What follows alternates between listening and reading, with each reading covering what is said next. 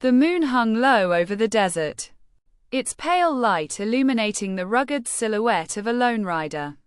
His cloak, tattered and worn, bore faint traces of royal embroidery, symbols of a past long buried.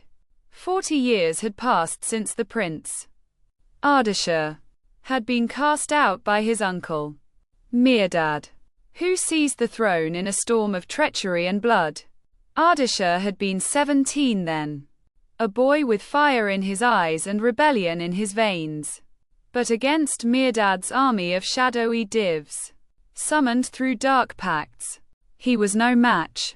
Exiled to the desolate lands of the east, the young prince had been left to wander the mountains, carrying nothing but his father's broken sword and the bitter taste of betrayal.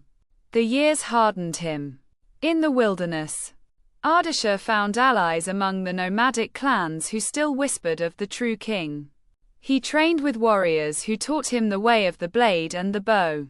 He sought the wisdom of the Magi, who revealed ancient secrets hidden in the stars. And he waited. Now, on the longest night of the year, Yalda night, Ardashir had returned. The palace, once radiant with light, now stood shrouded in darkness. Mirdad's divs patrolled its walls, their eyes glowing like embers. The people lived in fear, their laughter silenced, their hearts heavy under the shadow of tyranny. Ardashir slipped into the city under the cover of night, his face obscured by a hood. He made his way to the Temple of Mithra, where the sacred flame, symbol of truth and justice, had been extinguished by Mirdad decades ago.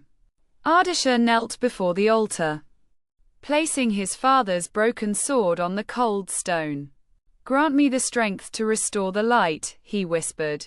As if in answer, a warm glow enveloped the temple. From the darkness emerged the Simur, its feathers gleaming like molten gold. The mythical bird let out a piercing cry, and the shards of the broken sword lifted into the air, fusing together in a blaze of light. When the brilliance faded, Ardashir held a weapon unlike any other, a sword forged of pure starlight, its edge humming with celestial power. The Simur spoke, its voice echoing in the chamber.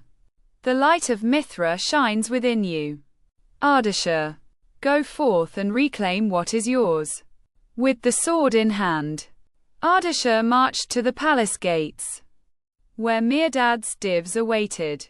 They lunged at him, their claws and fangs glinting, but the sword cut through their darkness like a beacon of dawn. One by one, they fell, their shadowy forms dissipating into the night. Ardashir burst into the throne room, where Mirdad sat in a seat that was not his crown tarnished and crooked. The usurper laughed, a hollow sound that echoed in the vast chamber. "You've returned, nephew," Mirdad sneered. "But you are too late. Darkness has ruled for 40 years, and it will not yield to the likes of you." "Then I will drive it out myself," Ardashir said, his voice steady, his grip firm on the hilt of the sword. The battle was fierce. Mirdad, empowered by decades of dark magic, unleashed storms of shadow. But Ardashir's light was unrelenting. The sword glowed brighter with every strike, burning away the darkness until Mirdad fell to his knees, his powers drained. The dawn broke as Ardashir stood victorious. The people poured into the streets, their cries of joy echoing through the city. The sacred flame was rekindled, and the throne was restored to its rightful heir.